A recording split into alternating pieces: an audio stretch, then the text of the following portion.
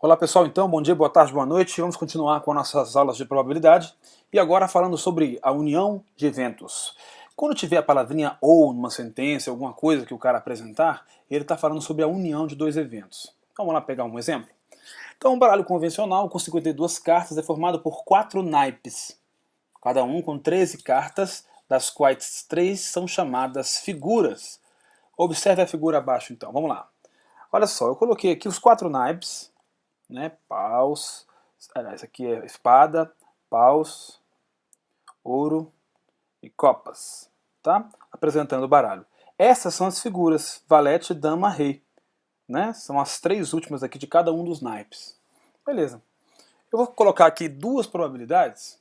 A primeira é, escolhendo uma carta com a chance de ser de copas. Vamos lá? A probabilidade de ser de copas é, aqui eu tenho as cartas de copas, quantas são? 13, né? Eu tenho 13 de cada naipe, então 13 no universo de 52. Claro que essa simplificação aqui ó, geraria um quarto. Afinal de contas, um quarto das cartas representam cartas de naipe, copas, né? Beleza. Uma outra, ó. Agora, também aleatoriamente, uma carta é escolhida, eu quero saber qual é a chance de ser figura. Vamos ver? Ser figura. Figura, olha aqui, ó. 1, 2, 3, 4, 5, 6, 7, 8, 9, 10, 11, 12. Eu tenho 12 figuras no universo de 52. Essa simplificação também daria aqui uma outra fração. Essa fração aqui é 3 sobre 13. Muito bom. Mas até agora não apareceu a união, né? Como é que eu poderia colocar a união nessa história e tentar entender melhor que tipo de ideia vai ser trabalhada? Vamos embora. Bom, uma outra pergunta seria essa aqui, ó. Também aleatoriamente uma carta é escolhida e qual é a probabilidade de ser copas ou figura, uma coisa ou outra. Tá. O ou tem a ver com união e a união me lembra, claro, conjuntos. Vamos dar uma olhadinha nos conjuntos. Aqui eu tenho o conjunto das cartas de copas. São as cartas que vão, é claro, do ás até o rei de copas. São 13 elementos neste conjunto, né? Beleza. O outro conjunto seriam das figuras. As figuras são essas que eu mostrei aqui embaixo. Valete, dama, rei para os 3 naipes. São 12 elementos. Muito bom. O que acontece é que o ou representa a união dos dois conjuntos. Já a união dos dois conjuntos, ela tem 25 casos favoráveis, ou seja, ela tem 25 elementos. Será que se eu unir esse conjunto com esse, eu tenho 25 elementos? Na verdade, preciso ficar atento. Olha só. Aqui eu tirei as cartas que estão nos dois conjuntos. Valete, dama e rei de copas fazem parte desse conjunto e desse conjunto. Então, na hora de considerar essa união, observa, valete, dama e rei são elementos que fazem parte dos dois conjuntos, portanto é preciso ficar atento a isso. Então, será que são 25 casos favoráveis mesmo? Não são, pessoal, não são. Aqui eu tenho 10, aqui eu tenho 6 e aqui eu tenho 3. Essas cartas não podem ser contadas 2 vezes. Beleza? Então nós temos 13 aqui, aliás, 13 aqui, né? Mais 12, que são os dois conjuntos, menos o miolo, o meizinho que eu contei 2 vezes. Tudo bem esse negócio de menos 3? Porque eu contei essas 3 cartas aqui que eu tenho que tirar, não posso contar 2 vezes. Ah, entendi, verdade. Vamos lá então, ó. 22 cartas têm a união dos conjuntos, portanto o número de casos favoráveis é 22 e não 25. Portanto, quando eu falo da união de dois conjuntos, quando eu falo da probabilidade de uma união, eu tenho que ficar atento a isso. Então, aquela foi só um jeitinho de nós chegarmos à conclusão que eu vou escrever aqui agora. Quando o cara pergunta a probabilidade de uma coisa ou outra acontecer, você vai pegar a probabilidade de uma mais a de outra e vai subtrair a probabilidade das duas acontecerem ao mesmo tempo para evitar aquela contagem dupla. Portanto, a partir de agora, fique atento ao ou. Tá? Vamos nessa? De copas, 13 sobre 52, foi o que nós contamos aqui. Figura, vamos lá, figuras seriam, aqui embaixo, 12 sobre 52, menos da coisa acontecer ao mesmo tempo. Olha lá, ó.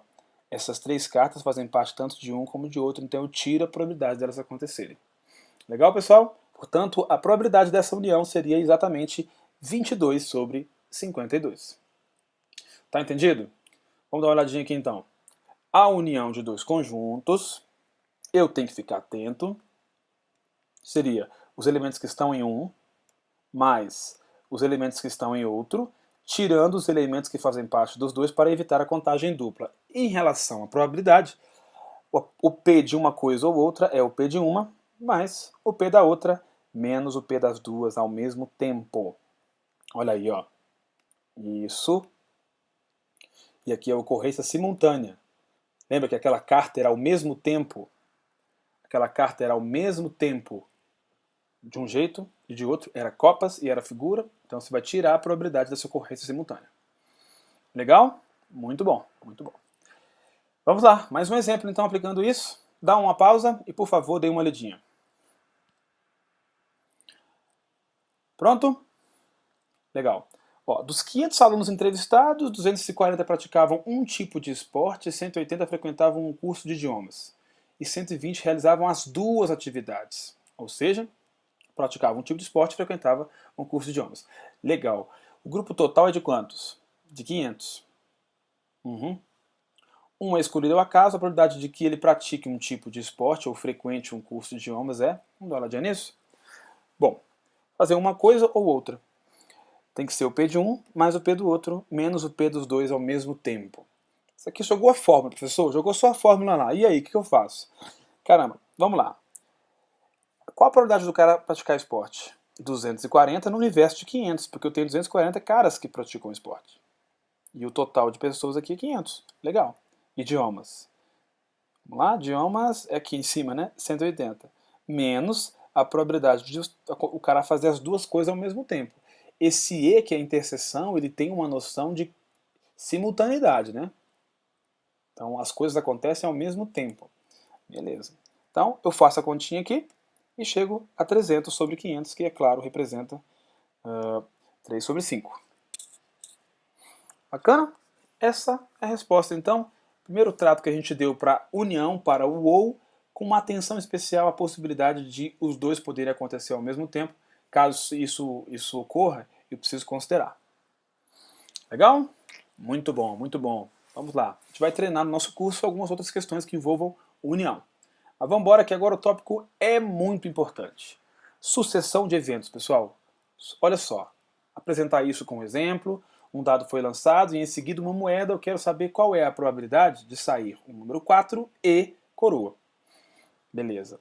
Vamos lá. Observa que esse E agora não tem o caráter de simultaneidade, tem a ver com o caráter de sequência. Aconteceu um, depois aconteceu outro. De sucessão. Né? Beleza. Então vamos lá. A chance de acontecer 4 numa moeda seria 1/6. De sair coroa num dado, meio, né? Levando em consideração que são moedas e dados não viciados. De acontecer um depois o outro, é um produto. Você multiplica as probabilidades. Aconteceu um, depois aconteceu o outro. 1 sobre 2. Tá? Deixa eu só fazer um comentário que é importante. Quando eu falei de simultaneidade, lá o E era a mesma carta. Ela tinha um caráter de ser figura e um caráter de ser copas. Aqui não cabe. Aqui é uma característica que acontece, uma outra coisa que acontece em experimentos que são diferentes. O número 4 e coroa não se aplica à mesma carta, por exemplo. Por isso que eu chamo de sucessão, mesmo podendo considerar que é uma coisa simultânea. Beleza? Então, mais uma vez, lá o E tinha o caráter da mesma carta ter duas características diferentes. Aqui o E tem um caráter de sucessão. Legal? A gente vai se familiarizar melhor com essas histórias. Então, vamos colocando exemplos que aí vai ficar mais claro. Duas cartas do baralho normal, escolher duas cartas são retiradas ao acaso e sem reposição, com a probabilidade de ambas serem figuras. Então, você tira uma, figura, e a outra também tem que ser figura. Olha o experimento, é sem reposição. Qual a chance de eu tirar uma figura ao puxar uma carta de um baralho? Isso. Eu tenho 12 no universo de 52. Mas quando eu puxo a segunda carta sem reposição, eu não tenho mais uma figura. Então eu teria quantas aqui? 11. E eu não tenho mais 52 cartas, tenho 51. Para eu verificar a chance de sair essas duas figuras, eu vou multiplicar, porque essas coisas estão acontecendo de forma sucessiva. Acontece um, em seguida acontece o outro. Beleza, multiplica isso que você vai ter a resposta. É uma fração bem feinha, mas é a probabilidade que foi pedida no exemplo. Beleza? Bacana. Vamos nessa então. Vamos caminhando. Quando eu falo de sucessão de eventos, então, eu estou trabalhando com a ideia de produto de probabilidades. Legal, pessoal? Aconteceu uma coisa, aconteceu outra coisa, você vai ter que multiplicar essas duas probabilidades para saber qual é a chance das duas ocorrerem em sequência. Muito bom, muito bom, muito bom. Vamos para o nosso exemplo. Uma urna contém 7 bolas vermelhas e 3 bolas brancas. Estão aqui as bolas vermelhas e brancas. 3 bolas são retiradas uma após a outra. Encontre a probabilidade das duas primeiras serem vermelhas e a terceira ser branca. São retiradas. Tira uma, tira outra, tira outra. Aqui está implícita a ideia de que não tem reposição, ok? O que eu quero saber? Encontre a probabilidade das duas primeiras serem vermelhas e a terceira ser branca. Legal. Então, vamos lá. Eu tenho 7 vermelhas, tenho 3 brancas. Eu vou fazer aqui agora o que eu chamo de montagem do evento. O que eu quero? Primeira vermelha e depois branco. Para sair vermelho, vamos lá, a probabilidade. 7 no universo de 10. Para sair outra vermelha sem reposição, vamos lá, 6 no universo de 9. Quantas brancas eu tenho agora, gente? Tenho 3 brancas. Mas quantas bolinhas tem lá agora? 8. Beleza, 3 sobre 8. Eu multiplico isso. E esse resultado vai dar 7 sobre 40, já fazendo, é claro, as devidas simplificações. Tudo bem, pessoal? Legal, legal. Vamos arrumar na casa. Bom, aí eu tenho uma pergunta a fazer a vocês. Vamos lá, eu vou ler junto, ó. Qual é a probabilidade de que 2 delas sejam vermelhas e uma seja branca? Professor, você perguntou a mesma coisa? Não. Eu não perguntei a mesma coisa. A pergunta feita lá em cima é: encontre a probabilidade das duas primeiras serem vermelhas e a terceira ser branca. Se eu te perguntar qual é a chance de 2 delas serem vermelhas e uma ser branca, tudo bem que essa mesma coisa poderia acontecer de uma forma diferente? Portanto, a pergunta de baixo e a pergunta de cima devem ter respostas diferentes. Pensa aí. É verdade? É verdade.